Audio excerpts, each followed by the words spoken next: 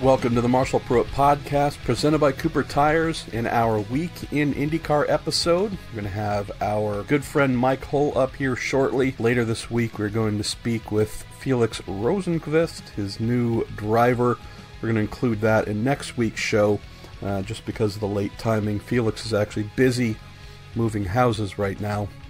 If you stayed on to the end of last week's show, you might have heard me mention that there could be some very important news that I needed to drop right up front in this show, and that unfortunately is the case.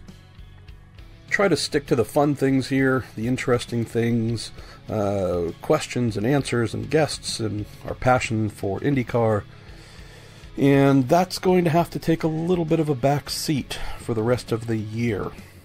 My wife and I learned middle of last week that we are about to start an almighty fight against breast cancer. And rather than announce this on social media, it's not much of an announcement, to be really honest, but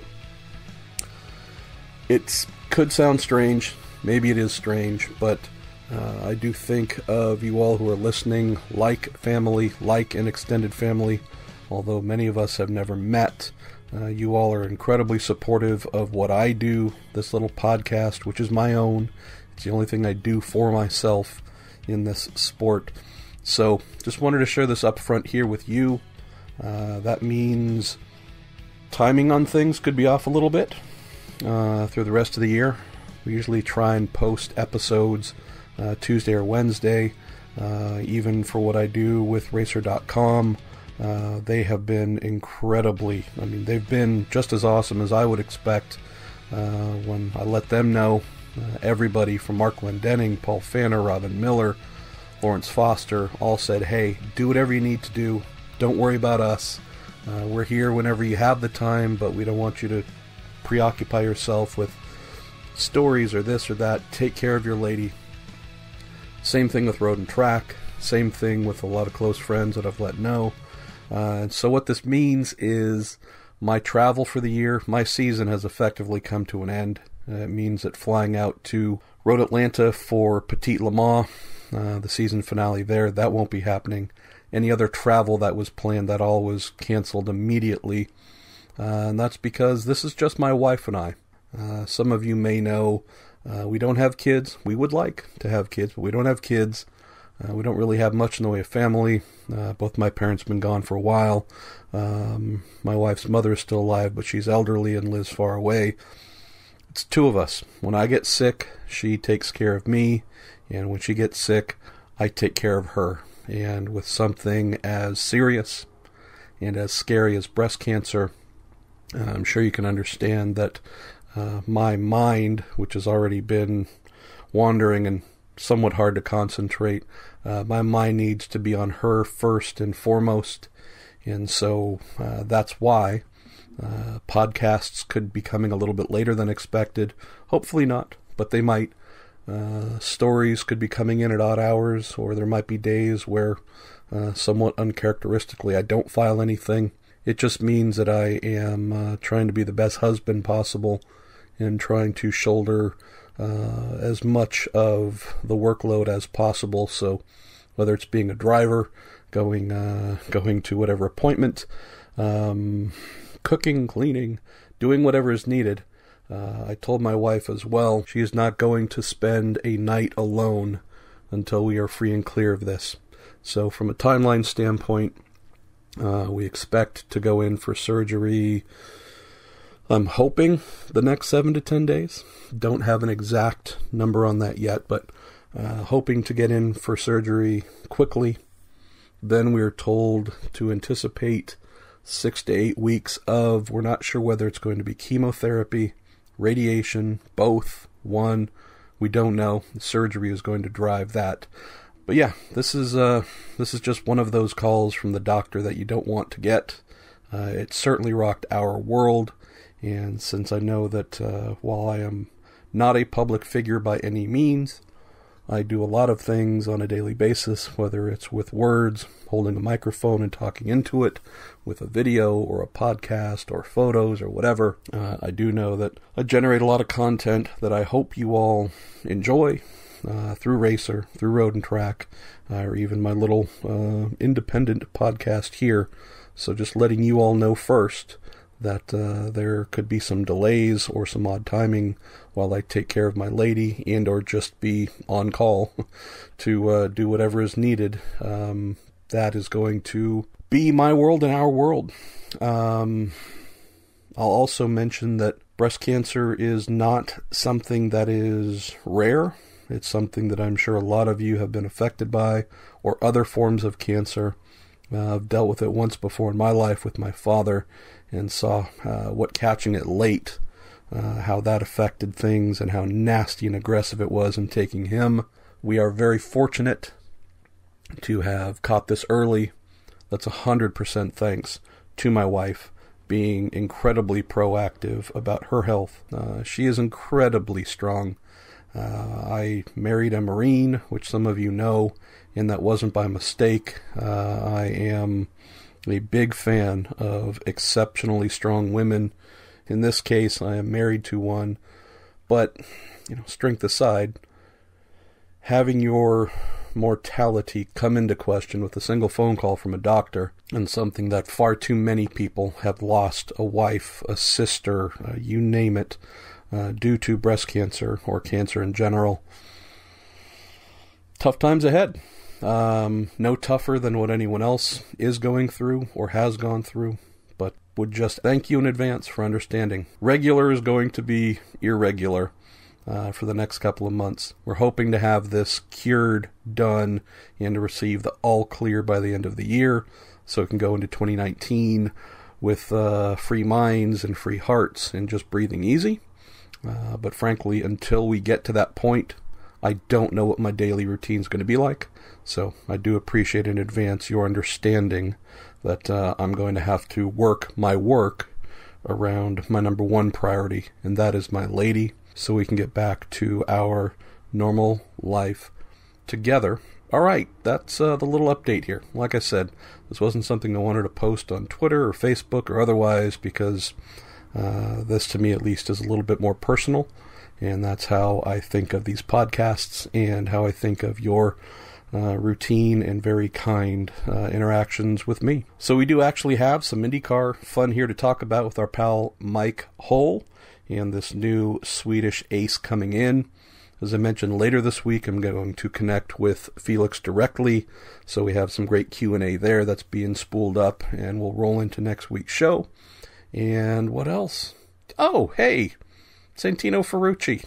He's going to be a full-time IndyCar driver as well. So we've also had a change at Holman with CJ O'Donnell, who's been their chief marketing officer, one of the three pillars of people running the IndyCar series. So talk about that a little bit here.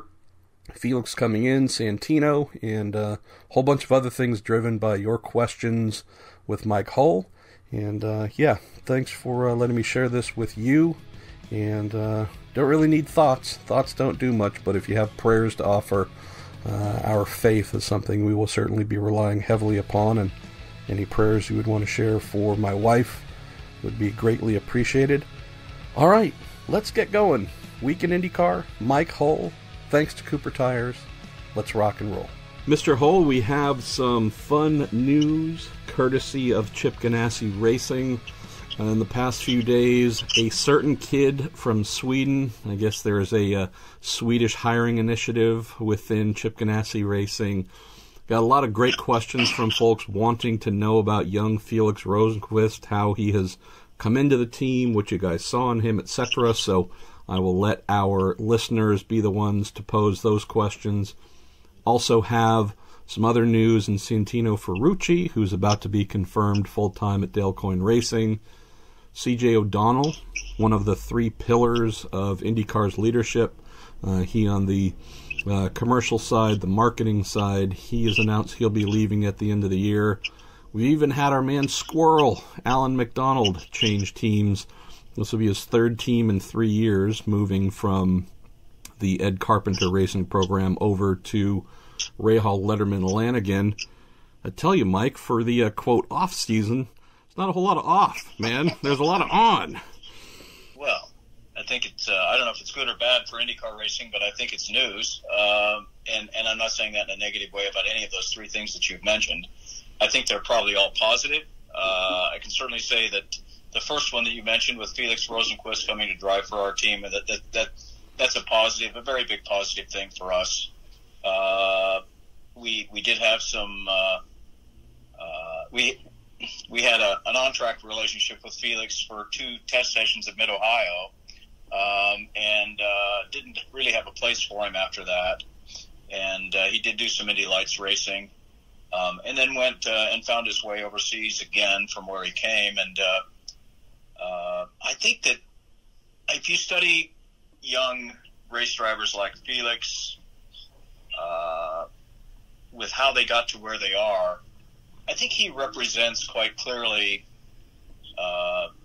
younger race drivers who don't have a budget, so they couldn't buy their way onto the Formula One grid.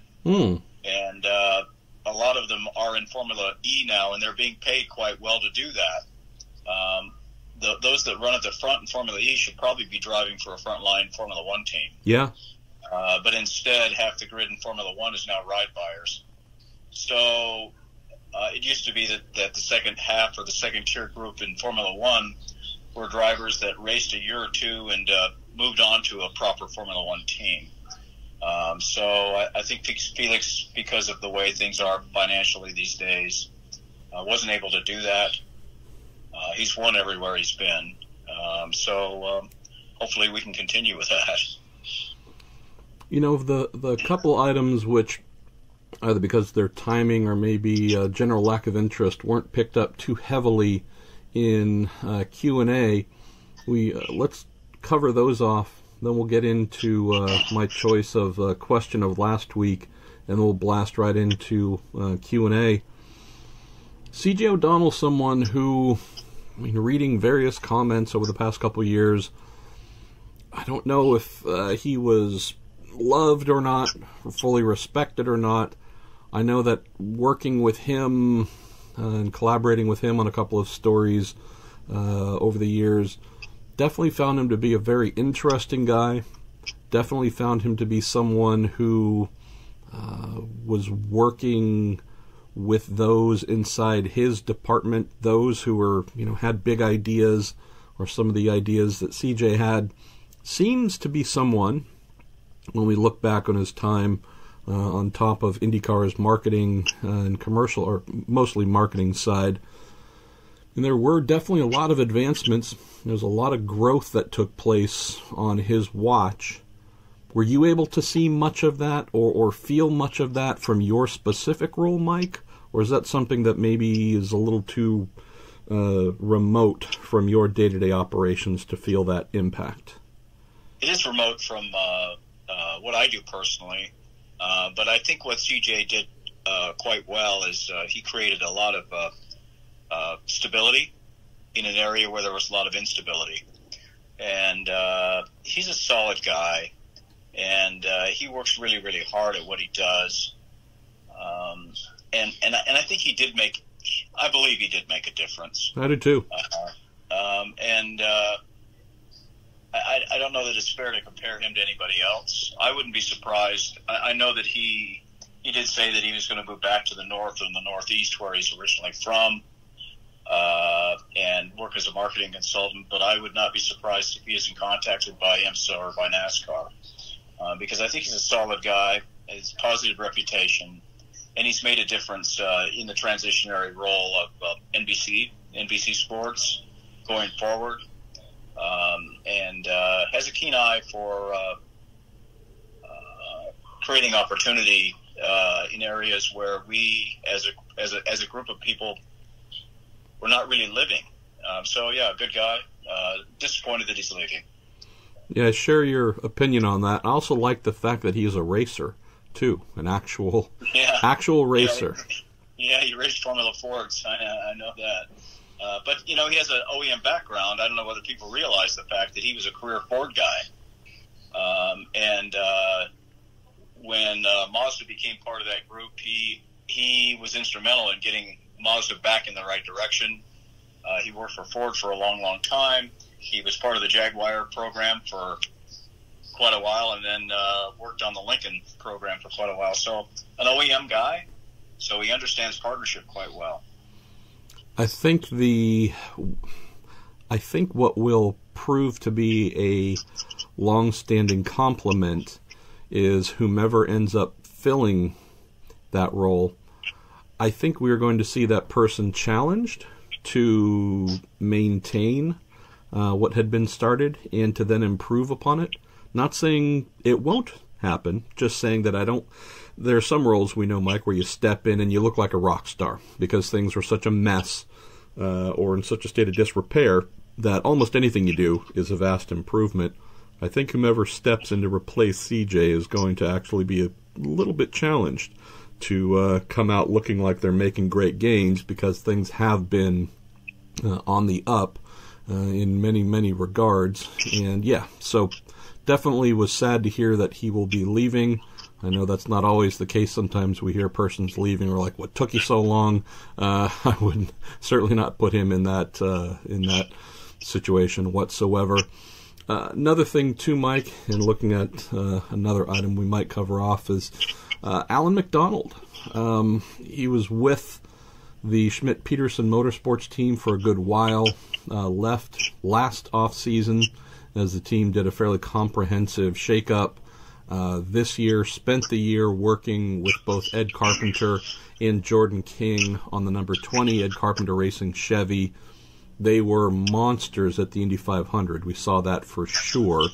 I would say also across the whole of the year, that entry was fairly strong.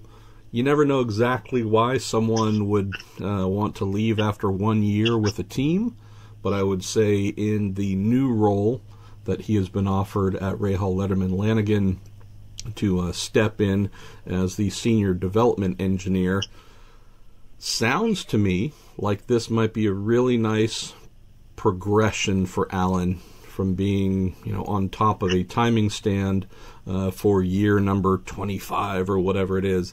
Sounds like this might be a pretty cool step up and step forward career-wise to where, in a similar Julian Robertson style role where, he can do a lot of things that really benefit the organization without being tied to a timing stand 24 hours a day. I'm not close to how the teams where he's worked have made the decisions, but I'm surprised in a way that a person of his quality has in some way or other been pushed to move.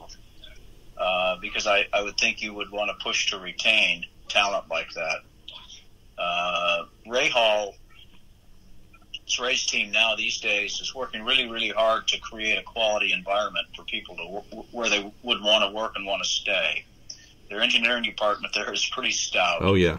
And I think that depending upon their respective skill sets, Alan will do a really, really good job there with the people that are already there.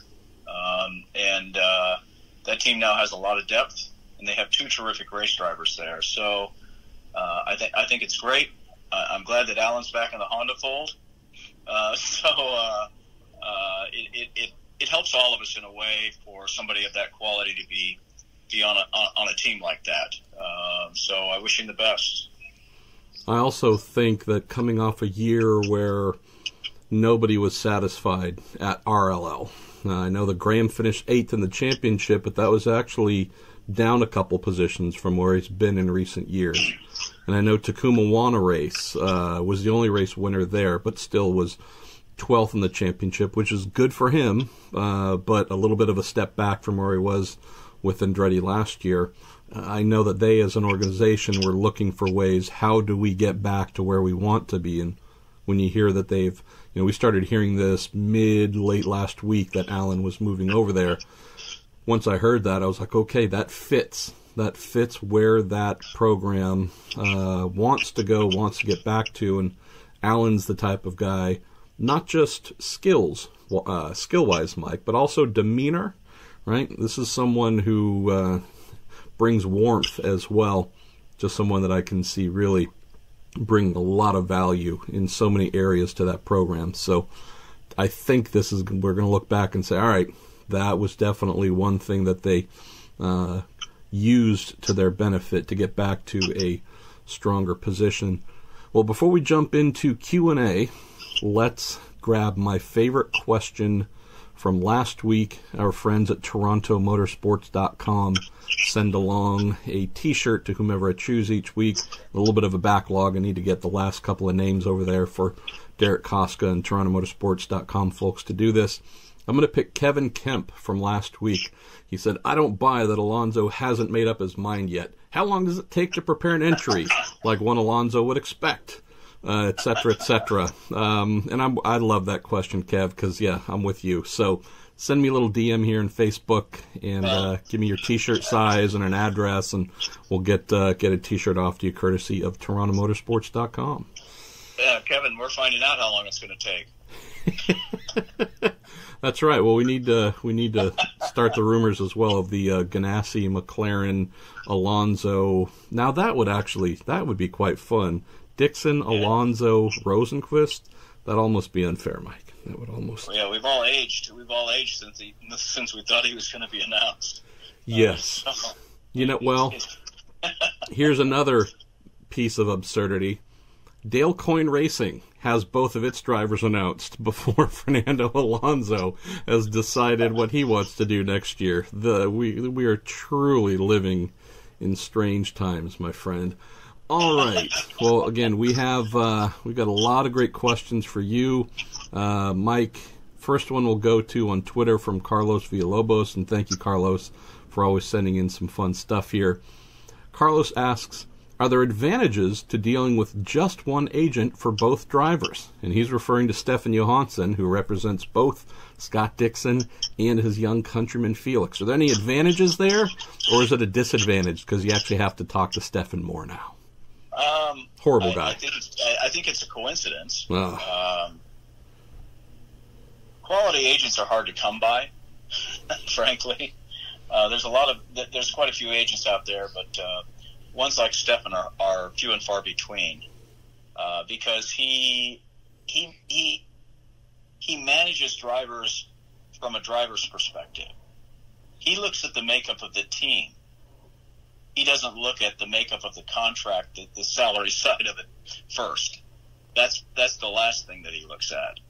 And he looks at it like he's driving the car. And when he comes to the racetrack with the driver, that's what he does. He wants to know what's going on with the car and how the car's working for the driver on a given weekend and how the race plays out and how the strengths and weaknesses are balanced. And I like that in Stefan. He has a very positive reputation, and I think most everybody that comes in contact with him would say that. I don't think it hurts his checkbook, his personal checkbook, that he has two drivers that are helping him with the signing at Chip Ganassi Racing, but that's really secondary to him. And I have a lot of respect for Stefan and the way that he defines integrity. And wish he had 10 more. Well, I love giving Steph a hard time. We all love Steph. He's truly one of the great characters in the sport. I also appreciate that technically for a little while there, he was managing what would be all three drivers because he's also taken on Ed Jones. So if you consider he has Ed Jones and also Zachary Clayman DeMello, I think we could safely say it would be quite a surprise if all of Stefan's IndyCar clients are not in the series next year. So definitely bodes well for young Ed, also for young Zachary Clamato, as Robin Miller calls him. So some interesting possibilities there. Got a question here. We'll stick with Twitter before we move over to Facebook, Mike. University4 says, Mike, What should we look closer at in the Born Racer movie, the Scott Dixon documentary-style film? What should folks take another look at or look closer for when they watch it for the first time that stands out to you? Well, I'm not getting residuals for the movie, first of all. Man. You need Stefan as your manager, clearly. I do need Stefan managing me these days, or somebody managing me. First of all, I think today's the download day. I think there's 3 different sites where you can download the feature movie. I watched the movie the other night, and the movie that you can download. I did see an uncut version of the movie several months ago, but I think the final cut is really good, and I think it'll surprise people that think they know a lot about motor racing. Not so much the in-depth, but what Scott Dixon as a race driver and the peer group that he represents really in the picture, how he conducts himself and what he does, and the interaction that he partakes in his life, with his lifestyle and the dedication that he has. And I think he certainly represents all the IndyCar drivers on the grid, as well as drivers in other series. That part in itself, I think, is well worth watching. In terms of what you would look for that I would recommend somebody see, well, that's a hard question to answer. The nude scenes are unexpected, but yeah, that's in the other version. Okay. But I think there were parts I really did like, and there were parts I didn't care for. But I think overall the movie itself will surprise people, and I think if you download the thing and watch it a second or third time, you'll probably see a lot more, and maybe that answers the question. It's the highs and lows of one season of racing for us at Ganassi Racing, and you either have one or the other. You're up really high, or you're at the bottom of the barrel, and that's what this is. That's really what the movie is all about, and how people deal with it.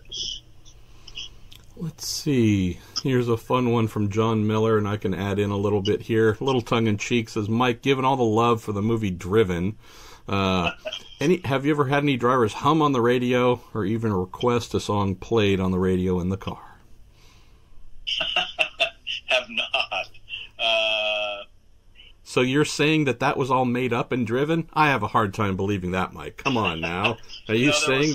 There were several other things that were made up also. Oh. Occasionally we talk about, I can't remember, was it a nickel or a quarter? Something like, yeah.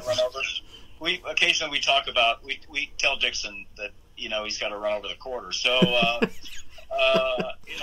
But he thinks you're referring to a drinking game when you say that. So that's where you get lost a little bit. Yeah, right, exactly. I don't know. It didn't serve the same purpose as Days of Thunder did.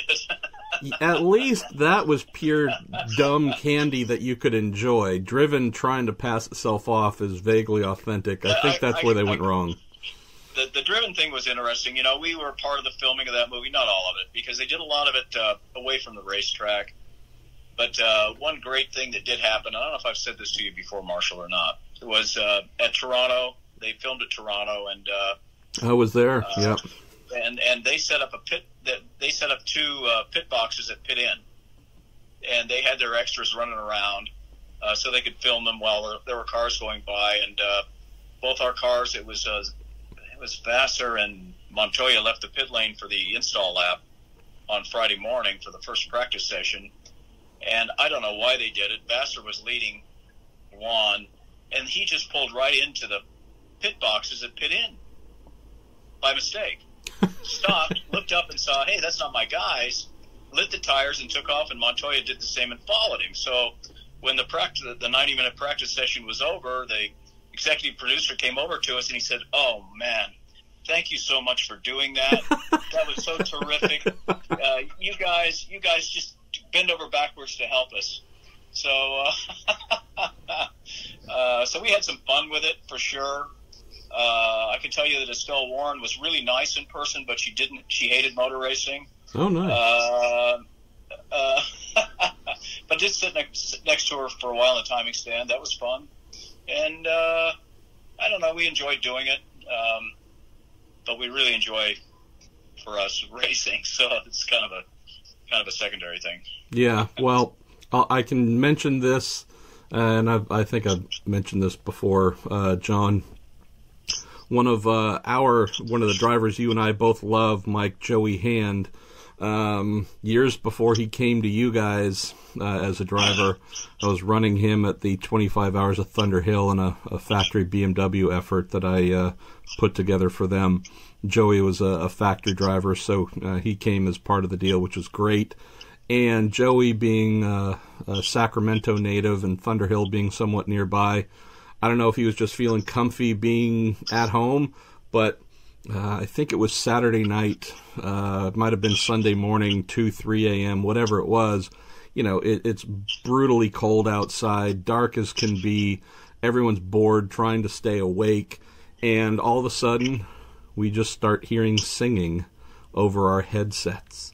And it's Joey Hand deciding to do his best Las Vegas lounge act. And I don't recall exactly what he was singing, but it wasn't like, hey, this would be funny for like a corner or two.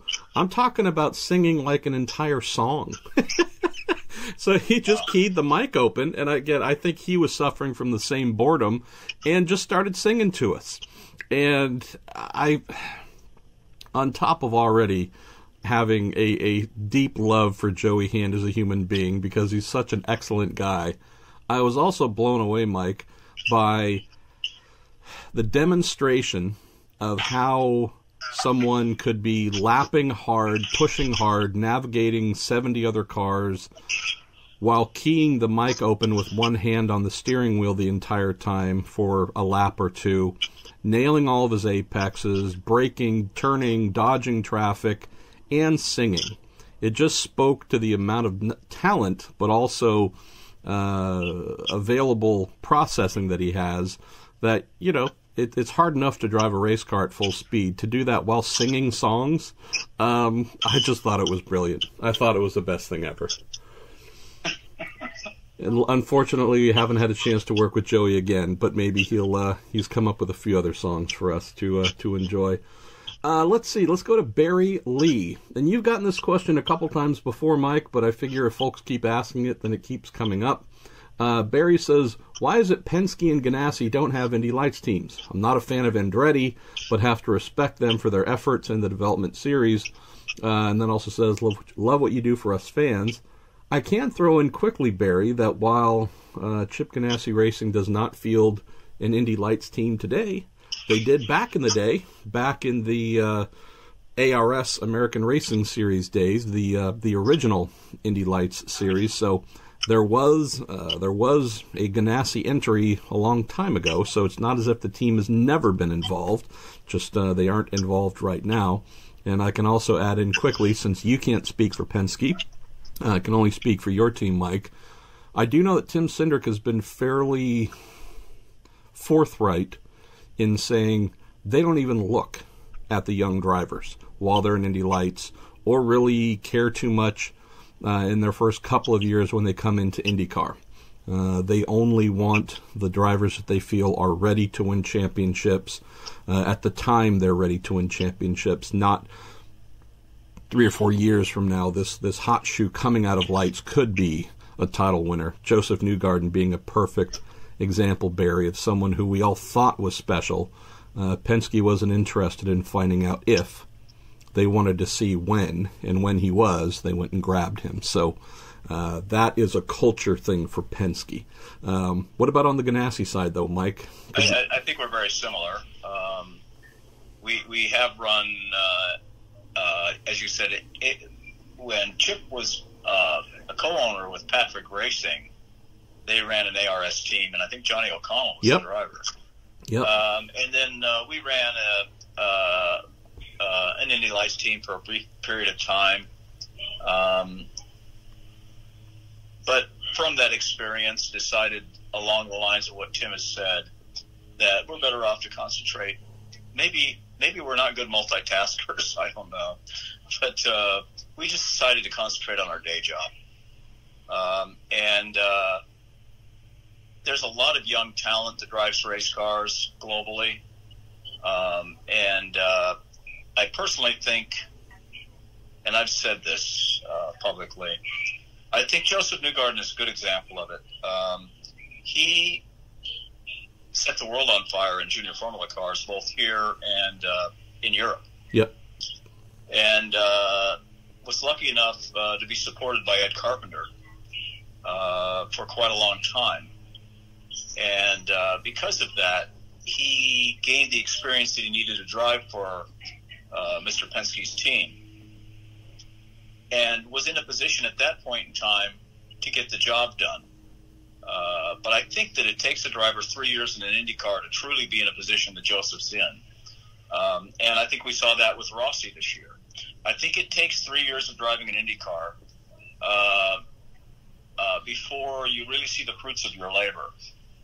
So I think you can be a standout in Indy Lights, as Joseph was, but you still have to pay the freight when you start driving an IndyCar. So that takes an owner that's willing to do that. The winning tradition of Penske Racing or Chip Ganassi Racing has always proven that the hire is based on when they're ready to drive an IndyCar at that level. I think we'll probably continue to do that for quite a while. Let's switch over here to Facebook for a little while, Mike, and then we'll go back to Twitter in a little bit. A bunch of great questions here on Twitter, and as always, I ask folks to like the ones we want to move to the front of the queue. Here's one that got a fair amount of thumbs up, and this is from Patrick McTighe. It says, Mike, what is the off-season typically like for an IndyCar team? Is there much more downtime, or is the team busy nonstop with prep for next season? Oh, I think there's a lot. Like any sports organization that has an off season, what you do is you immediately begin to prepare for the next season. And so what a team does is they look at their weaknesses as quickly as they can, and they try to define priority on how to make those weaknesses stronger. There's two schools of thought, obviously, in how you manage a business or manage a company or manage a sports team. You can make your strengths stronger, but you can only go to a certain point.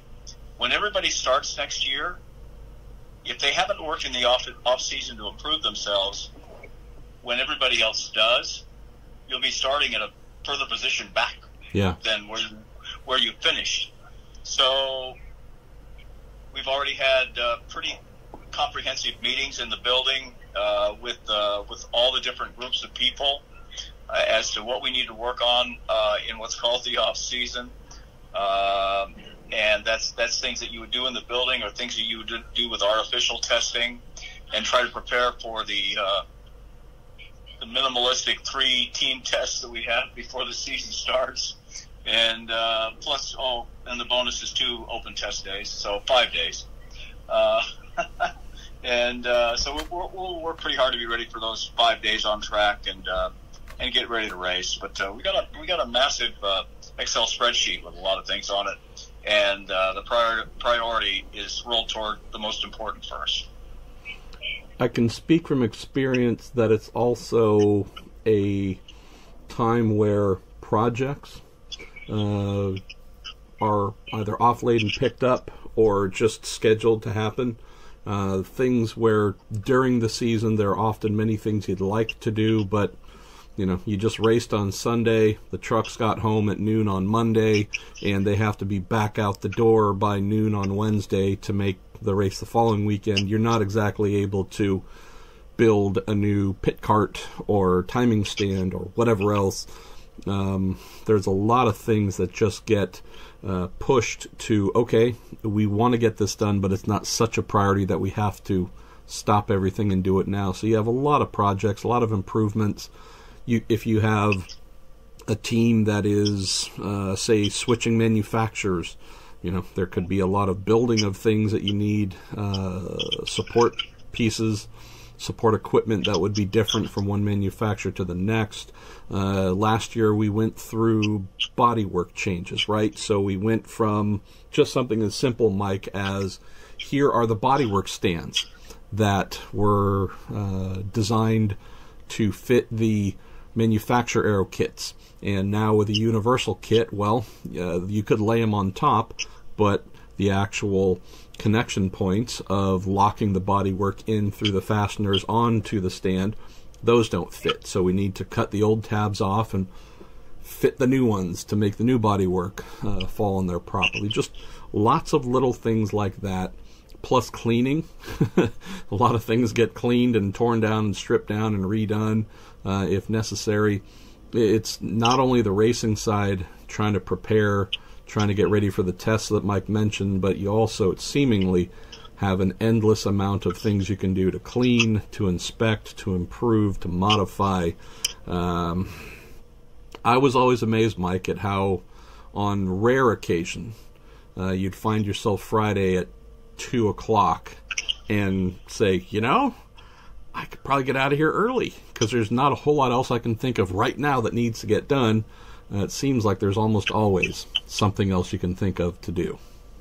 Got a question here, Mike, from Cale Peister, and this one, a couple other folks have asked this in various ways, and I figure the most direct one is the best. Cale says, at what point in the season did you decide that making a change for the 10 car was necessary? He said, what sort of performance would Ed Jones have needed to show to keep the ride when Felix was available?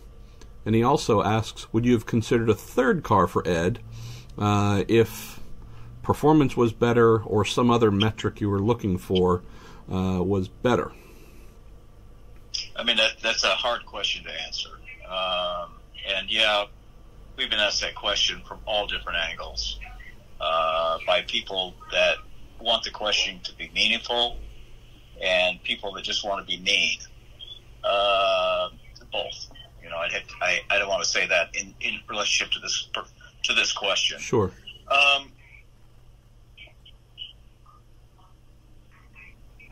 We always try to improve where we're going, and we felt like we needed to try to improve the performance of the 10 car with young talent, and we thought that we had a deal with Felix a year ago, and he couldn't be freed up to be able to do it, and so because we were able to make a deal with him for this coming year, we went ahead and did that deal. It took a long time to make that thing a reality. It wasn't instantaneous because of his commitments with Mahindra. So we're happy that we've done it. To answer the second part of the question, we did try to find money to run a third car, but we only want to run a third car if it's right and we can hire the driver. So Ed was a salaried employee at Chip Ganassi Racing. He did not bring a dime to drive the car that he drove this year, no matter what some people have surmised. So he deserves to be paid to drive a race car, and we weren't able to do that. And I'll throw this in here, and this isn't me trying to defend Ed. I've also offered this in a few ways in recent weeks or months. Ed stepped into a situation that he knew was going to be possibly the hardest in 2018 among any of the drivers in the series. He accepted this as any driver would. Hey, Chip Ganassi would like me to be in one of his cars. I mean, you don't say no to that. But at the same time, Ed also, who's a very smart kid, Ed also had to know that he was jumping into a situation that had some pretty steep odds against him. And what do I mean by that? Well, we're talking about a guy with 1 year of IndyCar experience, coming in with a very impressive 2017 with Dale Coyne Racing. He's stepping in as a year 2 driver, brand new team, best driver of his generation as a teammate, and with an expectation that he is going to, if not be right there in the first couple of races, at least get to a place where the number 9 car that Dixon's in the number 10 car that Ed's in, that those two are featuring up front close to one another on a regular basis. That was already a tall task. I mean, one of the things that you've already mentioned here, Mike, you believe it takes a driver about 3 years to really hit their stride in IndyCar. Well, we're talking about Ed coming in with 1 year of experience. A lot of promise, but definitely not a finished product by any means. Measuring up to Dixon, I don't know if any of us expected him to be going toe-to-toe with Dixon, but the best outcome we'd hoped for, which I think would have improved his odds of returning, would have been finishing, with Dixon winning the championship. Had Ed been able to run 6th or 7th in the championship, obviously the finishing results that would get you that kind of position in the championship would be, fairly impressive. I think that would have gone a long way to help, at least. In reality, with Ed finishing 13th in the championship, couple of podiums, roughly half of the season in the top 10, good, but not great. And that doesn't mean Ed will not be a great driver. It just means that as a kid who was in his sophomore IndyCar season, he had long odds from the beginning to live up to the lofty goals that were desired. I guess you would then possibly say, but wait a minute, so we're going to go with a rookie then? We're going to replace Ed with a rookie? Like, that's actually going against everything you're saying. With that, with no disrespect to Ed, I think we're all fairly convinced that Felix is playing with an entirely different level of talent and potential. That has nothing to do with Ed or any other driver. Just if you've seen Felix drive, you realize that, holy cow, lightning in a bottle, an Alexander Rossi type, a Robert Wickens type. We have to get this kid in the car and see what he can do, because we're convinced it is going to be incredibly special. So I don't see 2018, Mike, as a year where Ed Jones failed. I just see it as a year where there was a lot expected from him as a sophomore driver. I think miracles would have been required for him to be the highly impactful driver he really needed to be. Give him another year, 2 more years, and I think he is going to be that top 6, top 7 type driver. I just don't know if anyone thinking he'd be that guy in year 2 of his IndyCar career had their calibration set correctly. All right, Mike, next question comes in from our friend Nathan DeRover. He says, so, Mike, we know that announcements have to be scheduled, and there are a lot of factors involved, but honestly, when did this Felix Rosenqvist signing go down? He said, Marshall and Robin were right. We've been giving Chip a hard time for a while now about, come on, man, we know it, we know it's a done deal. And he tells us, I don't know what you're talking about. Yeah, keep making up those rumors. Nathan's just curious how long ago this might have been done, and I know you probably aren't keen to answer that, but if you can, that'd be great. But also, I think I mentioned last week on a similar question that came in, at least with how you did things last year in downsizing the team and such, I know you wanted to wait until the season was over before announcing those things. Would you say that was a similar mindset or plan here of let's let everyone get through the year and not have this hanging over their head in public before we confirm any changes? I think it's fair not to answer that question because we seldom talk about things like that.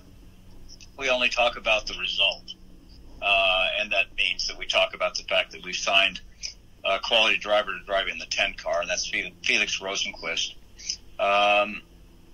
He was worth the wait, and if you want to really put a timeline on it, it started 3 years ago for us. That's when we started talking to Felix Rosenqvist. That's when we ran him in our car the first time. So the process took 3 years in reality. I think that's probably enough said there. Keith Lee says, hey, Mike, what measurable goals do you have for Felix in 2019 to determine if he's had a successful year? And he also says, are there any plans to include Felix in any other Chip Ganassi Racing programs like sports cars, NASCAR, etc.? Well, right now Felix is signed to drive an IndyCar. We do have sports cars, but I don't know at this point the opportunity that exists for us because we're involved with a factory Ford program, and those drivers are set. Maybe we should use Robert Wickens as a fair comparison. Robert Wickens came from a very similar background to Felix, although the last several years of his learning curve were DTM, but still a very, very competitive atmosphere against quality, on a quality team, against quality teams and quality race drivers. And Robert had his ups and downs this year on the racetrack, but he had a lot of ups.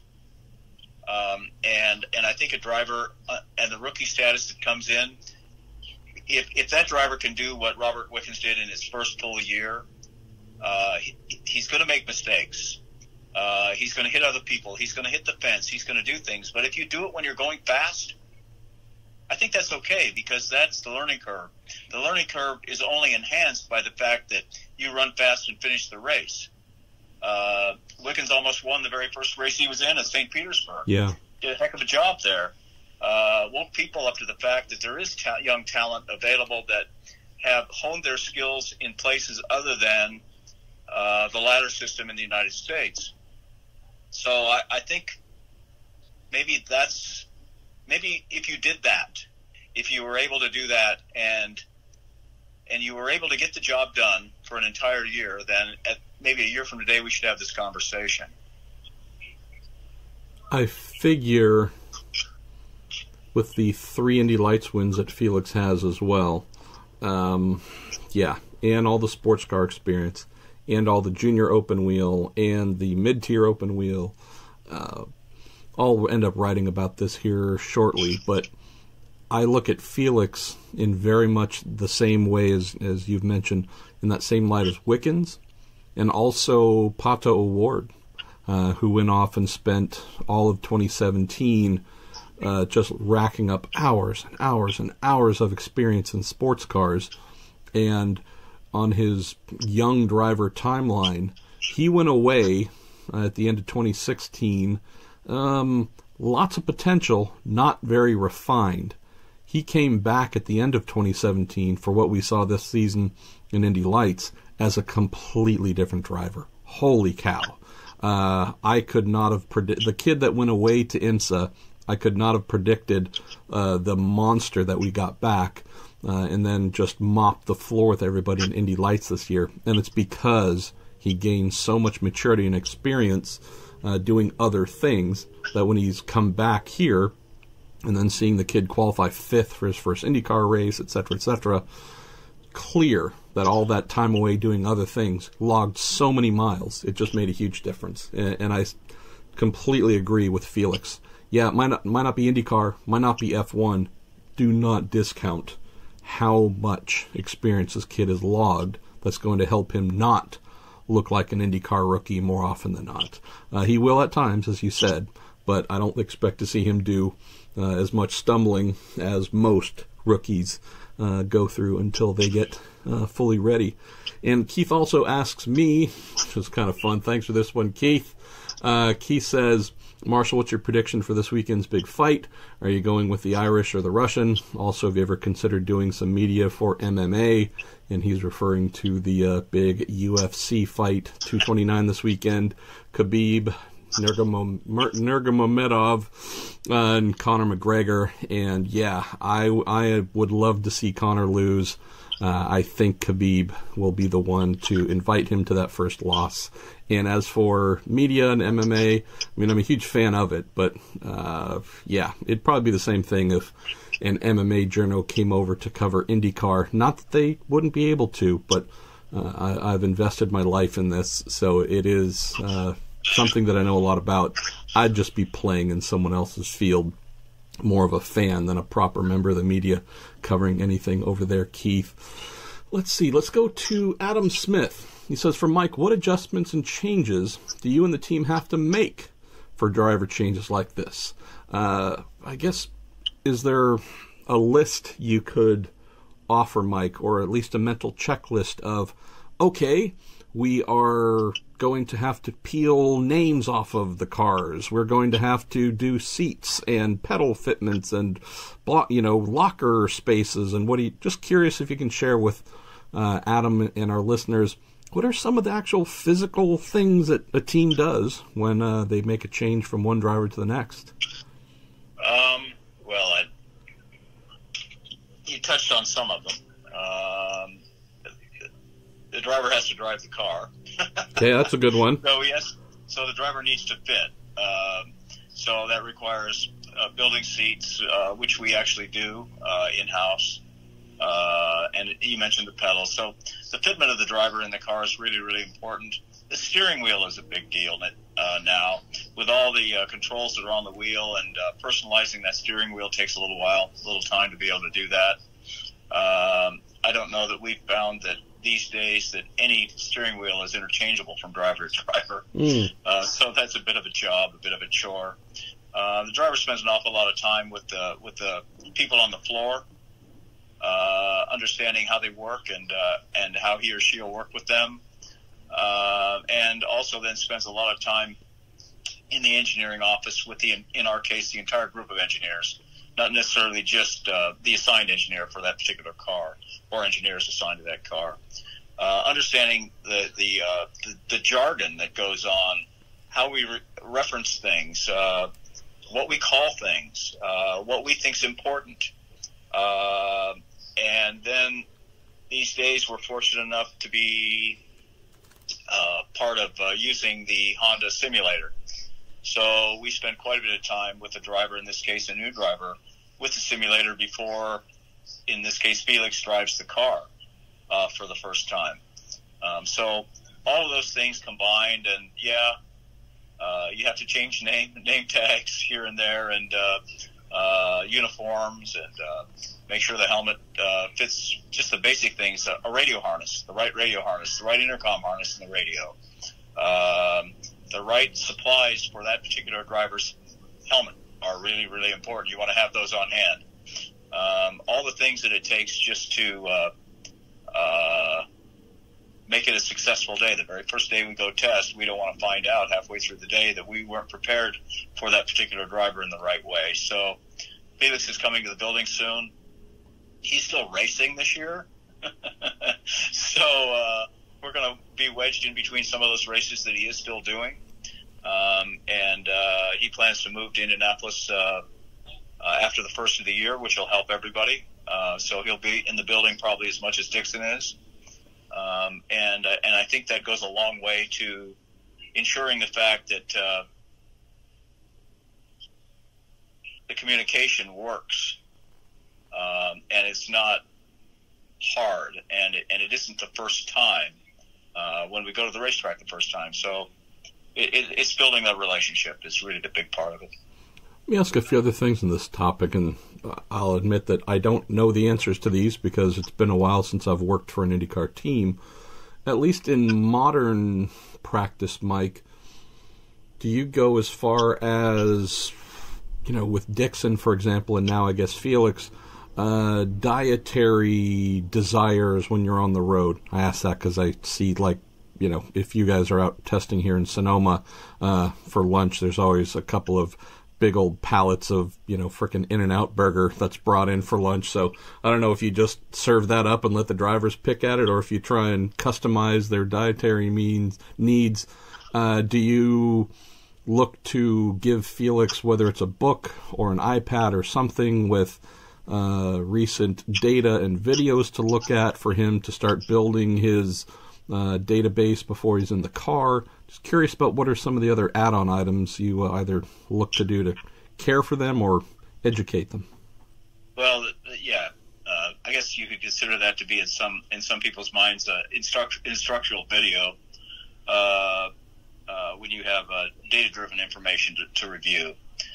He has a lot of that he can review with a teammate, but it doesn't mean his drive style needs to copy his teammates.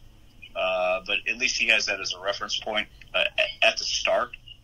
And conversely, Dixon will have that of Felix from the start. In terms of diet, every driver seems to have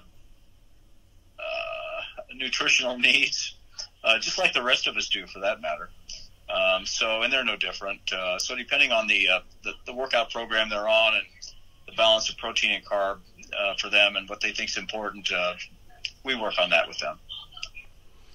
Donald Gowron says, Mike, with the addition of Rosenqvist to the team, will you become his strategist, seeing that he's new to the series, or will you remain on Dixon's team and go for a 6th championship?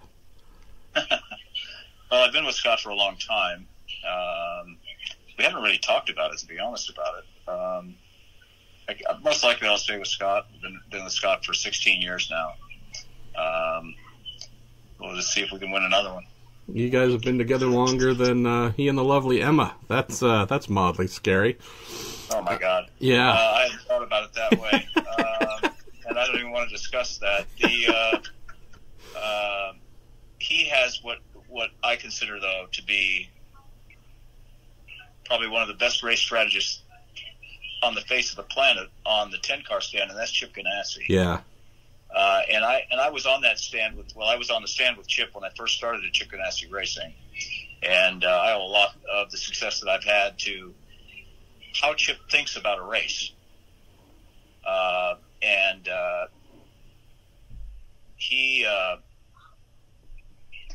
He listens to the information that's provided, but he still makes instinctive decisions, and I learned an awful lot from how he makes that happen, and that helped me enormously when I moved off that stand. The first driver I worked with full time was a guy named Kenny Brack, and it took all year to win a race with him, and then he left. And by him leaving, or when he left, that put me with Dixon the next year, and I don't think it was a coincidence that we won 4 races that next year in a championship. Certainly Kenny was instrumental in helping me understand more fully what the driver needed in the car that I wasn't providing, and made sure I understood that. I owe a lot to him also. It's painful to say nice things about Chip, but I have to concede that one. I mean, come on now. Greg Fetchick says, Mike, do you ever get bored or tired of your job and just want to stay home and build model race cars? That almost sounds like a question for our friend Paul Fanner, but I guess we'll throw that one at you as well. Well, I stopped building model race cars when I was 8 or 9 years old.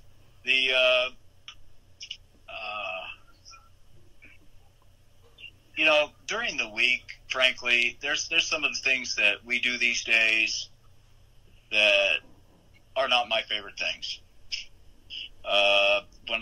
When people like me from my generation or the generation well after me started working in racing, we rode around America. We didn't fly anywhere. We rode around America in a van or a crew cab truck or some conveyance. And oftentimes the driver rode with us everywhere we went. There weren't very many of us. We worked together. We worked on the race car day and night. We did everything together, and then we went racing on Sunday. And so the best day of the week for me is Sunday. Mm. I love race day. I love what it's all about, and I love competing. Maybe not with the mindset of competing exactly the same way we did the last time at the same place. So I like that part of my job a lot, but I understand how important it is to be ready the other 5 or 6 days of the week for that day. But frankly, my favorite day of the week is race day. And a lot of the other things we do these days that define accountability are much different than accountability used to be defined for us. But really do enjoy what we do. Grab the last couple of questions on Facebook here, Mike. Pop over to Twitter, and then we will bid farewell to this episode. Ed Jor says, what would be more important to the long-term development of IndyCar, a race in Mexico, Brazil, or maybe in the American Northeast or Mid-Atlantic? He said, is VIR at the top of your lists of U.S. tracks that IndyCar should be at? First of all, Ed, yes. I've become an advocate for VIR and IndyCar for a little while now, and Connie and the fine folks there at VIR, I need to have a conversation with her and Jay Fry because, VIR is just all kinds of awesome. I can't even imagine what an IndyCar would be like around there, but I want to find out. On the topic of importance long term, I would not want to discount Brazil, knowing that we still have Tony Kanaan, Matheus Leist, we've got Pietro Fittipaldi, hopefully he'll be back. Got a strong Brazilian-based, Portuguese-speaking participation in the series. I would have to go with Mexico, though, Ed, knowing that at least in the United States that Spanish is a language that is spoken, right after English. A young kid like Patricio O'Ward, I think, has the personality to bring a lot of new fans to IndyCar, and having a race in Mexico, which he's already become an advocate for, Mike. The kid's done all of one IndyCar race, and he's already banging the drum to go to Mexico City or wherever else for a race. I love that in this kid. So, Ed, I would say a race in Mexico, anything that's going to help tie the two countries closer together, that is, it's A, good thing, and B, having seen the Adrian Fernandez effect back when he was an incredibly popular driver in kart, and then even the IRL for a little while, that only helps IndyCar. And again, taking nothing away from our Brazilian drivers, but I think closer bonds between English and Spanish-speaking worlds and fans, that's the thing I believe can help lift IndyCar higher. Jerry Sudduth says something which, great observation here, or great question, Jerry says, that a friend at Sonoma say the attitude of Dixon's crew was all calm as they prepared the car prior to the race. This is in spite of the importance of winning the championship. Jerry asks, Mike, does this come from Scott, or is this the confidence that comes from years of success? I don't know if we were calm. Maybe we were calmer than some of the people that we raced with. I don't know on that particular day. I think in sports, when you've been lucky enough to work in an organization that defines itself by winning and winning championships, the mentoring that goes on within the program carries the program to the next generation, the next group of people. And the group of people that won the championship at Sonoma were not the same group, person per person, that won the previous championship. So, but I think that the nucleus was there to mentor along the people that had not.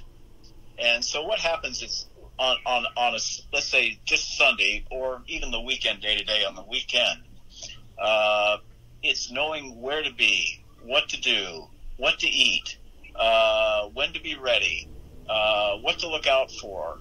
If you haven't gotten to do all those things, either individually or as a group of people, the first time, it is more difficult to win that first championship. And once you have, then as a group, it validates what you've done as a group. It truly tells you that you're heading in the right direction, and now you're at a starting point where you can begin to build block by block where you need to go next. So I think what he saw at Sonoma was a group of people that have come from a system that preceded them. None of them, with the exception of myself, probably were on the team that won the championship in 1996. The first time we won a championship. Yeah. And I think it's a building process. Penske Racing is a good example of how you maintain momentum through consistency and mentoring. And Andretti Racing has done the same. It wasn't the first time they were trying to win a championship on Sunday.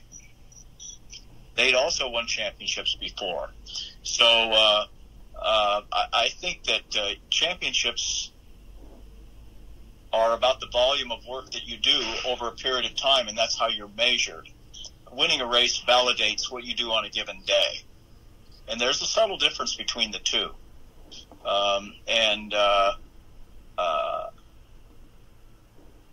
There's some days where you'd want to trade a championship for the Indy 500, and some days you're really happy as a group that you did the work, the volume of work that it took to win the championship.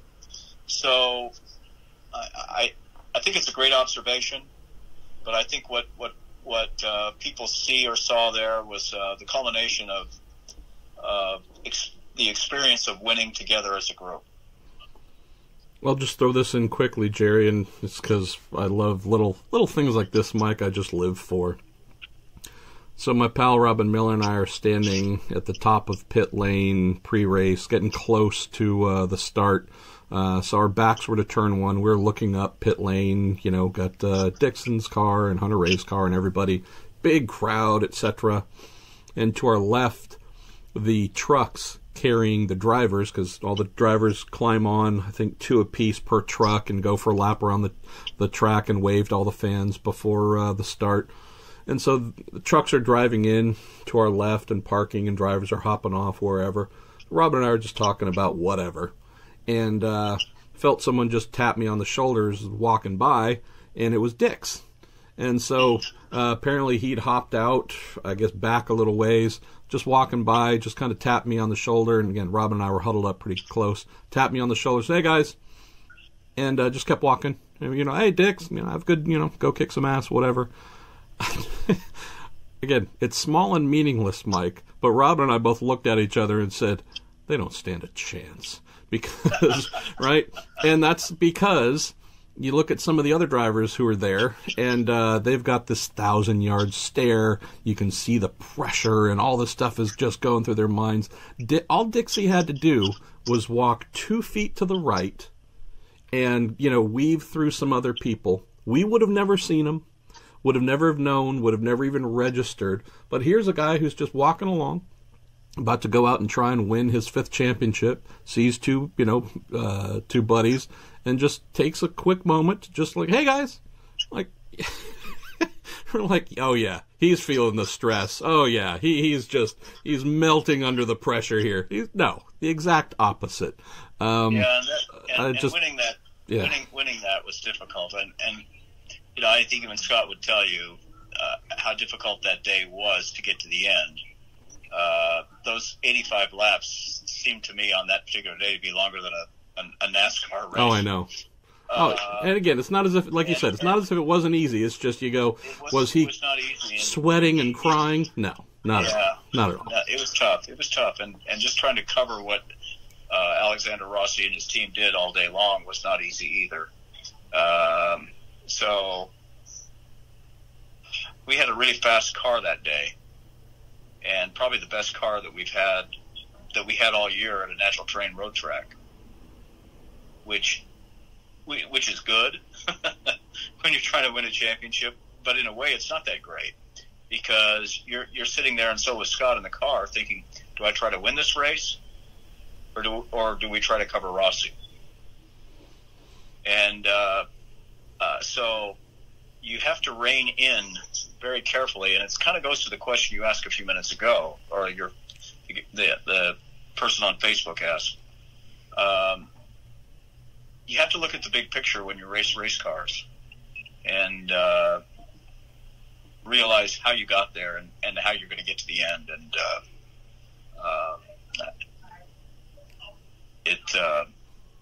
the experience makes a huge difference. All right, we're going to get to a couple more here. Jordan Darwin has a really fun question that a lot of people liked. He starts off by saying, "Mike, do you have a favorite car from CGR's Wall of Cars?" And for those who haven't seen, you could probably find it on the internets.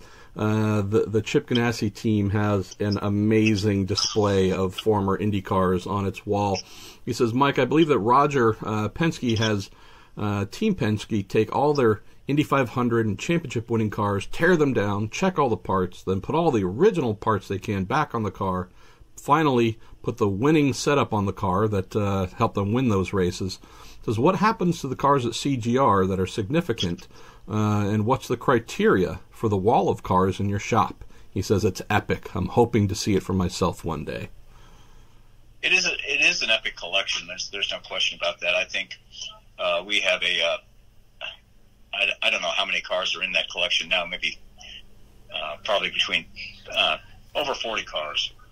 The cars that are significant to us are retained, first of all, and they are all put back for a particular day and time to that particular day, and that includes the sports cars. So a favorite car, that would be so hard to choose. Maybe the favorite car for me was the very first car that we won a race with. If I had to say what car, because of what it did for us, it was a springboard for us. And that car won at Surfers Paradise in 1994. Renard's first race. Yep, Renard's first race. But it was just the fact that it represented what we'd worked so hard to do as a group of people.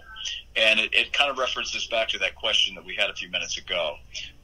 It proved to us as a group of people that we could do it, that the culture that we were starting to create was going to make a difference. And it was a great building block for us. But every car in that collection defines that very clearly. And how do you go about, Mike, in terms of those cars going up on the wall? Is that something where, let's say, I know that the car will still be used, but do you do the full tear down and rebuild and whatnot, or how does that happen? It's changed a bit, Marshall, because it was for years in IndyCar that we bought 4 to 6 cars a year. Yeah, we rotated through the system, and then we kept the cars that were significant to us. Now, we race a car a chassis for several years, but we save back all the components from a particular day. So they're boxed and hidden away. So when we go to build that car at the end of that formula's life, then we'll build those cars into how they finish. So as an example, the Delaras that won Indianapolis are all built back to that particular day, even though they were raced afterwards. All the components were taken off and saved. And Honda's been kind enough to supply those particular engines to us that won those events. So that's what we have done. The car that won the Speedway in 2000, the same way. That car was raced afterwards, but then put back to the condition that it was with the actual components that it had on it on that race day. The sports cars are the same. The 24-hour winners are all built back with the equipment that they had on that particular day. So we have done that with those cars if they carried on past that race because of a non-spec change. I love it. All right, let's see. That's kind of like a model, like we got the model. See, there. We finally got that sucker answered. We're all big kids, those are just models. Yeah. Ignacio Gary says, Mike, why are you not afraid of giving us so many bits of strategic knowledge? He said, I think there's more than one in your same race strategist role that would not be as open as you are sharing methodologies or mindsets. It's a great question, but I find I'm amazed. Sometimes I watch the races after the races, not right away, but I'll have them, and maybe I'm on a plane or something, I'll watch them. I'm amazed that the TV broadcasters don't see that stuff. Yeah. So I'm not sure that, and I'm not throwing down on those guys. It's just that what we do and what we talk about, you have to put the whole thing together. If you can put the whole thing together, then maybe you glean something from it. But I'm not sure that on a particular day, race strategy it suits the day. It doesn't create necessarily a roadmap for the next race. So you have to still be able to, with strategy, fit your strategy for a particular day or a segment of the event, of the race itself. Maybe the first third, maybe the first half, maybe 2/3 into the race. And you have to be able to roll with that, perhaps change it on the fly in order to get the most out of it on a particular day. Indianapolis for us this year was a really good example of that. We were running 8 at Indy with no chance. Literally, it would have been hard to win the race. I'm not going to say there's no chance. but really hard to win the race. We went off strategy. We went off a strategy that we had well into the race and decided was going to get us to the end, and we ended up third. So had we not done that, we would have finished eighth. Moving up 5 spots there gained us points for the end of the year, double points. So I think some days you have to utilize strategy that people don't see rather than what people do see.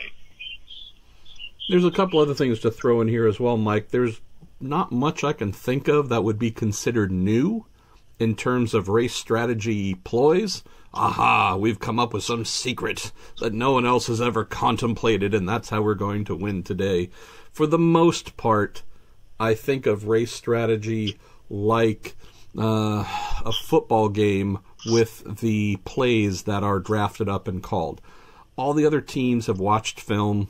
They know the tendencies. They know that in this situation, 3rd down and long, this is what this team has done in the past. This is what, the team knows what they would do in that situation. For the most part, there's not a lot of real surprises that folks are going to uncork on you. You get one every now and then. Hey, there's only 7 laps to go. We're under yellow at Iowa. Let's pit Hunter Ray and throw on, new tires, and he's going to fall back to 13th, but we think there's enough time for him to carve for the field, and he does, and he wins. And you come back next year, and you go, ooh, well, maybe we could try that, and you go, yeah, but everybody saw that. So now everybody, if that situation pops up again, everyone's going to pit, everyone's added that to their playbook. So there is a little bit of an aspect here, Ignacio, where, Mike being open and sharing about this stuff, it's not as if there are some grand secrets that no one has ever seen before. There's also, a fact that Mike's also fairly open. There are some folks who are not, and I would say it's more just a personal preference than anything else. Also, just throwing, too, that on the NBCSN broadcasts, I'd say Townsend's usually pretty good, Mike, at picking up strategy ploys when they're, and I'm glad to see we've got the dogs involved in the podcast. We've got Townsend, who's usually pretty good at picking those things up. Jan Beekes is always very good at cluing us into pit windows and whatnot. So, not saying that everything gets picked up, but I have seen for sure that Townie and Jan tend to be looking at that angle more than most and bringing those things to light. I can also think of a number of races where they're cluing in and bringing the viewers into that early has really added to the race, because there's been some events that might have been a little bit boring because there wasn't a ton of passing going on, but they're able to pick up on, ooh, this guy's doing something different, and if this thing works out and that thing works out, we might have some fun towards the end. So good on them for having an eye there. Let's see, 1 or 2 more here. Kevin Frederico says, Marshall, he really enjoyed the IndyCar recording of Pat Long getting his first laps in the 1990 March Porsche IndyCar last weekend. And he said, was it as amazing in person as it was recorded? Yeah, Kev, a 2.65-liter turbocharged V8 kart-era IndyCar engine is always just going to make me smile and make me wish that we heard those on a daily basis today. So, yeah, it was, and being at Laguna Seca, Mike, hearing a kart engine singing, yes, that was pretty darn good. Last one here on Facebook, Mike, Nick O. Pop says, Mike, of all the IndyCar championships, is there one that's given you the most satisfaction?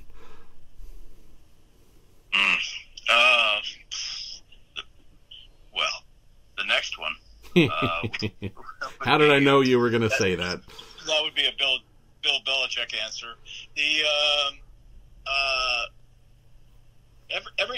Every championship for us in sports car or IndyCar, either one of those, had each of those championships have had their own personality.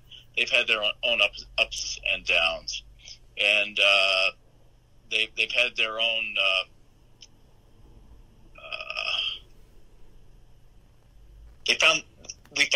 We found how to win a championship in a different way each time. And I suppose the best way to answer that is I could look back at every one of them and say, this is why it was so much fun. This one, the last one, I would say is the best one at the moment for us, simply because we went through 2017 having a chance to win a championship, and this again probably goes back to that question that you asked a few minutes ago. We didn't win a championship in 2017. We went to Sonoma with a chance to win, and we learned from that, and it made us better in 2018. So I think that's how you look at that. So the one that's freshest in your mind is probably the one that you consider the most important. But there's so many. There are so many that I'm not sure that you could pick one out. A wonderful problem to have. Luckily, I've never been burdened with such a thing in IndyCar. So, let's see. Adam Klinger says, everyone asks you for stories about Montoya, but could you tell us a fun story about Dan Weldon? I'm sorry, what was it? I didn't hear any of that. No, not a problem. I'm just going to make a little note on the timestamp here to edit. Okay.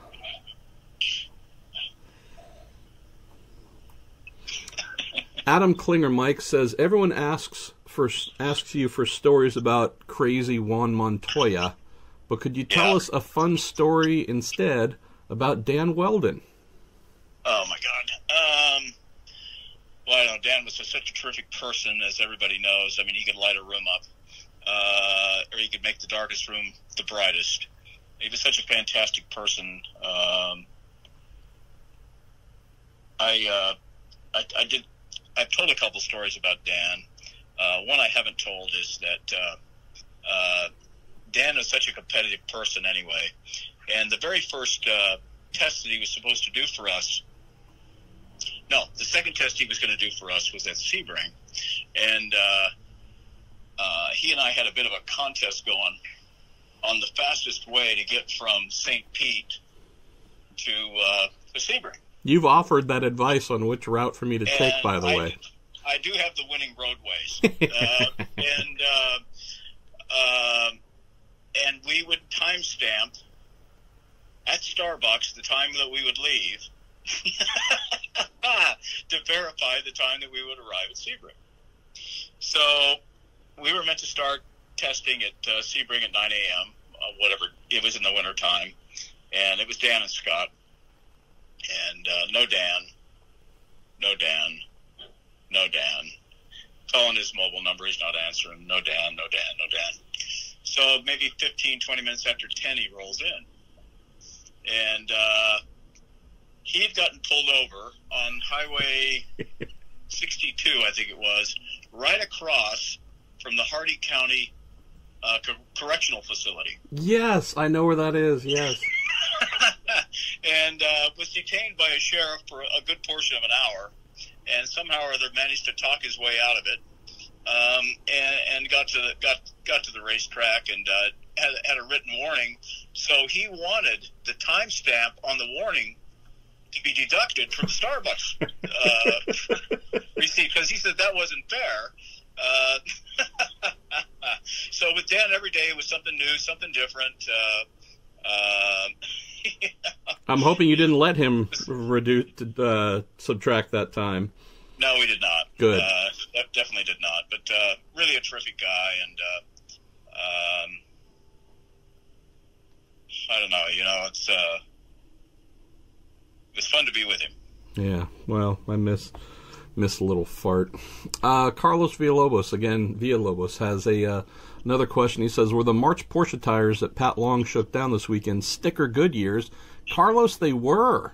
The sidewalls, the actual Goodyear lettering was almost completely worn off, but they were stickers, and I forgot to ask where they got them, but they looked like new old stock, like they'd been sitting around somewhere I don't know, maybe the person that they got the car from had them, but yeah, they were old, square cart 1990 Goodyears that Pat had on the car, so that was pretty darn cool to see. Joe Izzo says, any chance CGR goes back to Chevrolet? And he says, Honda seems to have a lot of teams, and it would seem Chevy would want to wine and dine another top team. And he said this would also align the team with your NASCAR manufacturer.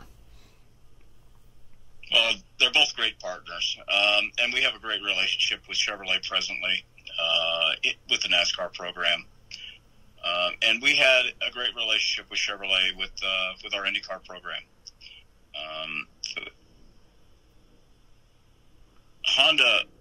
Honda's a terrific partner of ours, and we enjoy not only being with them, but being part of winning the Manufacturers Championship this year for IndyCar racing. I think all the teams contributed toward that success of the Manufacturers Championship, which means a lot to Honda, and the relationship that we have with Honda means a lot to us. So appreciate the question, but we have a good relationship with both manufacturers.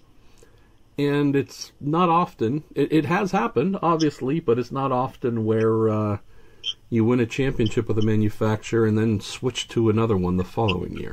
So I would say that coming off a championship season with Honda, if it was my team, I would not be looking to make a change there. Elliot Hoopengarner asks if you can fill us in a little bit on the sports car side. He says, Mr. Hull, would you be able to enlighten us on the workings of the anti-lag system as seen and heard on the Ford GT sports cars? And is there a use for such a device in IndyCar? I don't even know what he's talking about. Eli, I'll flag that one down in an upcoming episode of the Week in Sports Cars. So we'll. Well, I just think to answer Eli's question, that proprietary kind of information. We seldom talk about that. So we probably won't talk about that. And I did see that question on Twitter today, and I looked at Eli's information, and I saw a picture of a Porsche on there. Oh, Eli.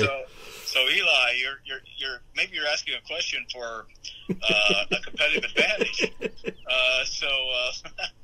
Let's try again. Yeah, Eli, buddy, you got busted there. Joshua Reniker says, love the podcast and the work we're doing to promote the real life side of racing.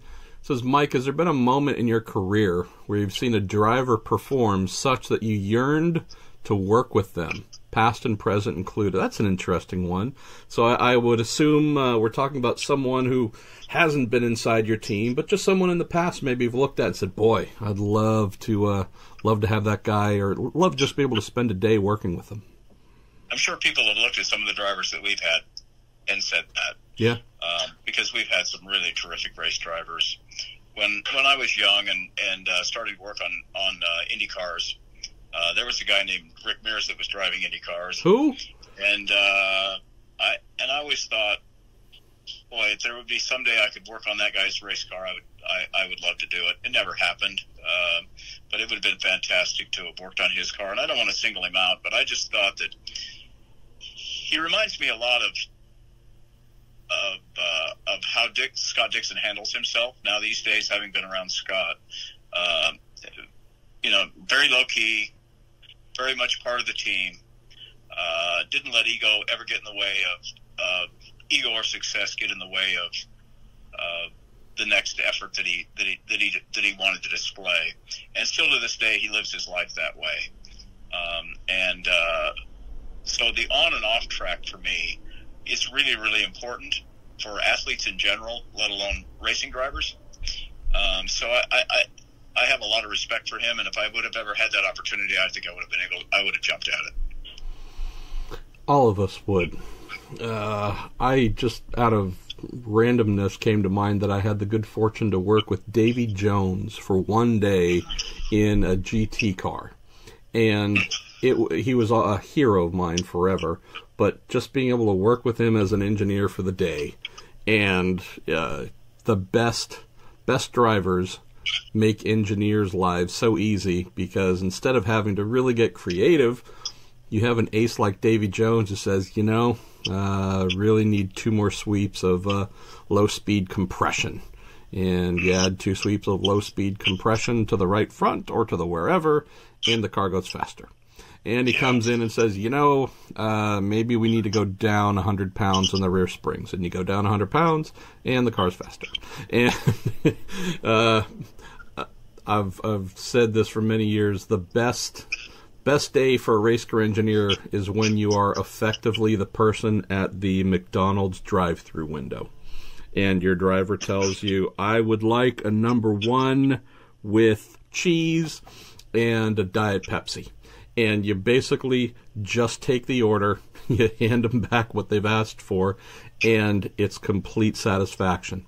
Obviously, you're not doing as much as an engineer because the person in the car is so darn good that you're just essentially carrying out their wishes. But yeah, the really good ones, the Rick Mears of the world, I can't imagine that there was a lot of pushback in the day. If, Rick, are you sure? You go, yeah, it's Rick Mears. Just do what he said. It's going to work. Yeah, I've had the same dreams of working with Rick. I would say one thing about, I was working for Frank Arciero IndyCar team, and Frank had partnered with Roger Penske to run Roger Jr. in a Super V. And in exchange for that, we got a PC-10, a year-old car from Penske's, and they helped us quite a bit with that race car. And we went pre-season. We went to Phoenix to test on the oval at Phoenix. And here's the kind of respect that was paid to Rick Mears. It was unbelievable. So everybody's there. Everybody wants to run first thing in the morning because the track at Phoenix in the morning is after, it's good for a little while, and then it kind of goes away for a while, and then it comes back at the end of the day. So 2 or 3 people had gone out and run, and Rick was getting ready to go. When Rick left the pit lane for his first run, and in those days, those cars were fast race cars. Brutal. And you could hear the downforce. It was spectacular to see, especially like that one-off, where there wasn't a whole bunch of cars on the racetrack. The mechanics literally walked up the wall always to watch Rick's first run on a practice day at Phoenix in the wintertime. Wow. It was unbelievable. Yeah. Unbelievable. And, you're a fairly young person, and you're watching all this happen and watching it all unfold, and you watch this guy go out and do 4 laps or whatever it was. Certainly not any more than that. And it was probably the fastest time all day at the first thing in the morning that everybody was trying to achieve as the day went on.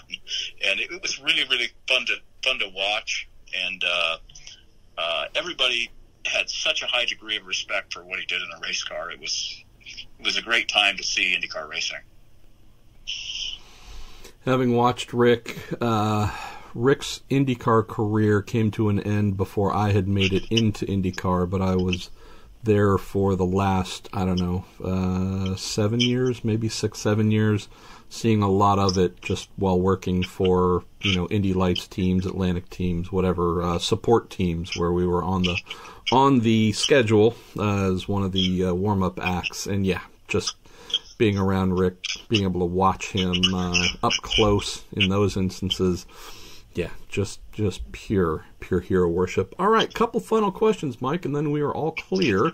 Joey of the Priuses asks about, with it looking less likely that Brendan Hartley will be retained in F1, is there a chance of him ending up in a third Ganassi car? Too late to put a program together. Joey, we did kind of touch on that earlier about the team looking to possibly find funding to run a third car with Ed, but that being something where they're focusing on 2 with Dixie and Felix.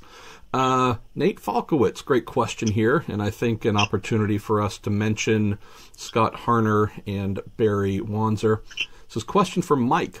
How do you coordinate all the small things that need to be done to prepare a car for race day across all the people on the team so that you don't miss anything? I think the word in the question is people. That's that's what each race team is all about, not just our race team. It starts in the building before you ever get to the racetrack. You work really, really hard through all the layers of people that we have. I wouldn't call it levels, I'll call it layers, of people that we have with vocationally what they do best.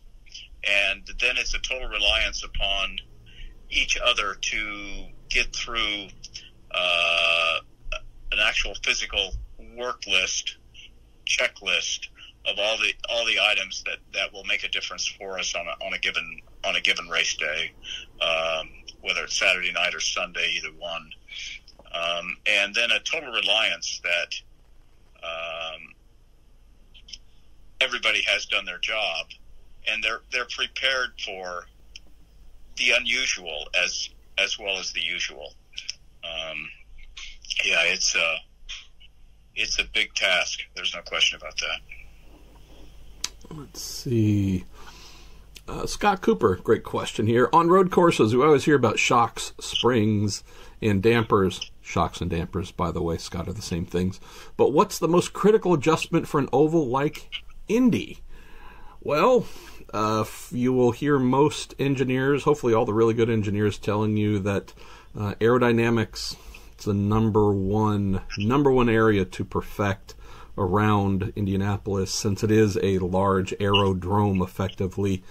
Keep in mind that with a universal aero kit, and at least in 2018 500 specifications, Scott, there were highly restrictive angles that you could use at the rear. There was a practical limit that you could adjust up front angle-wise. There was a fairly narrow box teams were painted into aero adjustment-wise, and so it still ends up coming back to your shock and spring package, your alignment, just basic chassis setup as well. But it really is about getting through the air as cleanly and quickly as possible, getting through the corners with as little scrub as possible, minimizing, call it the aero drag, but also the mechanical drag too, to put together that fastest lap time possible or most consistent lap times possible. What's the general mindset for your team, Mike, when you think about Indianapolis, critical adjustments for going around the speedway? I think that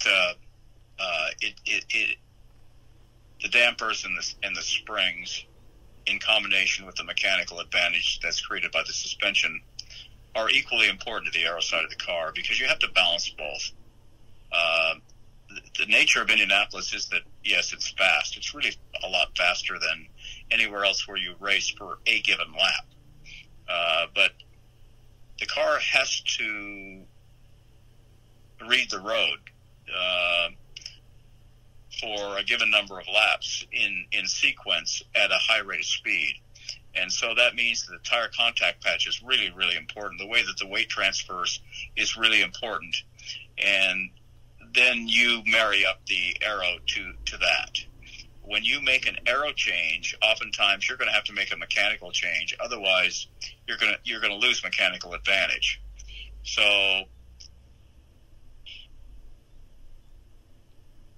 all of those elements are as important at Indy as they would be at Long Beach. It's just the rate of speed is different, and the compliance is different. So you chase the compliance by balancing it to the aero. So they're both very, very important. There is not as much, as you mentioned, probably as much aero variation these days. So the mechanical advantage becomes more important because there's a fine line between compliance and scrub. And so you have to make sure that you're not scrubbing all the speed off you're trying to gain with the aero. All right, James Balk, and hopefully I didn't just murder your last name. James, what keeps Mike motivated after so many years in the business? Never had to grow up, James. Yeah, there we go. The race day, we touched on that a little bit. I don't think I'll ever grow tired of what it takes to successfully race. And by that I mean getting the most out of the day. That's really the key to what we do in the sport is knowing at the end of the day that you gave it everything you had, and that's what makes it fun. And really enjoy it a lot. Still do. And probably will never grow tired of it. I don't know if I might grow tired of watching it because I wouldn't be participating in it, but I think the participation part outweighs everything else. Same thing. I'm not really good at many other things, but I just can't think of a point in my life, at least at this point, where I would not want to be involved in motor racing. Will there come a time at whatever age where I decide I want to retire, genuinely retire and do nothing? Maybe. But I, at least today, have this feeling like racing will be a part of my life, not just as a fan, but professionally for kind of forever. It's just such a part of what makes me happy, and has since I was a little kid, that it is hard to imagine life without racing in some way. Yeah. I was thinking about that the other day. Somebody asked me, what was the first motor race that I ever went to? They said, what motor race, where'd you go first? And I had to think about that for a minute, but I remember what happened for me. I wasn't very old, but my dad, he had friends that were sports car people in L.A., and there was a lot of sports car racing going on when I was young. And we went to Torrey Pines, and it might have been the last year they had the race there. So that would have been in the 50s, like maybe 56, 57, something like that. And I wasn't very old then. And but there were Jaguars and Ferraris, and there were some Porsches there. And like I remember Kenny Miles was there, and Shelby, and can't remember Dan. I think Dan was there, and can't remember. Oh, Phil Hill was there. And you see, as a little kid, you see those cars. And that's why you keep going back, because of what you see. You just see, all the speed. You see the excitement. You see everything about it, and you want to be part of it. And that's what's always been so exciting for me, is the fact that for me has never gotten to be mundane or regular. I enjoy the heck out of it. I think back to the ABA, also the NBA, but some of my very first heroes were Dr. J, David Thompson, and some others when I was, 5 or 6 years old. Just remember falling in love with them, and, loved Michael Jordan and this player and that player. And, I still, 40 years later, however many years later, there's nothing like watching Stephen Curry do what he does. I mean, they're my, home state, home area basketball team. But, all these years later, of course I could look back in the same kind of, everything was better back in the day. And boy, when real men drove real race cars, you go, yeah. Look, I love all the different eras that I've grown up in and watched and followed. But man, there's still that same passion for watching a Steph Curry today with what he does with the basketball as Dr. J when I was a kid. Same thing in racing. Watching Scott Dixon, Rossi, so many others just do incredible things. Different cars, different times, I get all that, but the awe, the amazingness of it all, that hasn't changed. And I think any mental barriers you put in place to say, oh, today's guys, they're weak and they wouldn't last a minute with those old drivers. So I always wish we had a time machine, Mike, because you grab a couple of today's best and you go back to whatever era, and I can guarantee you a Foyt and a whomever would be seriously challenged to outrun them, and vice versa. Bring some of the older guys forward to today, with today's fitness and all the things today's drivers do, and it'd be the same thing. And that's awesome. It also doesn't mean we have to, because you've been in the sport for a long time, kind of poo on everything today because what we saw in the past was better. So just a little perspective there. All right, 2 more questions. We'll go to Paul Dudley here, who says, can you explain what a weight jacker is and how does it work in an IndyCar at a nuts and bolt level? Paul, that's hopefully a fairly easy one to answer. It's a hydraulic device that is attached to one of the shock and spring assemblies on a car, and I'm not limiting this just to IndyCar, but that is attached to one of the four corners at the shock and spring, which the driver can use, usually through either turning a knob or a button, a hydraulic switch up or down, that either extends or retracts. And what that does is change the balance of the race car by either adding weight, pushing down more, or pushing down less on that corner, and how it affects the car diagonally. So I'll give you a quick example. I was engineering an Indy Lights car at the 2005 Freedom 100, and I missed the setup on the car. Okay, purely my fault. Got it wrong. Within the first 2 laps, my driver is telling me this thing is an understeering pig, and it was. And the one he worked his anti-roll bars and worked all the other tools that he could in the car to try and make the thing better. Helped a little bit, but not as much as he needed. And what we ended up using to save ourselves to fix my setup error was cranking in all of the weight jacker adjustment that we could, and essentially by cranking more weight jacker in diagonally, I think it was mounted on the left rear, we ended up putting a lot more weight diagonally across on the right front. And with that weight, that was helping to reduce some of that understeer, make that right front dig in to the corners better, turn the car sharper.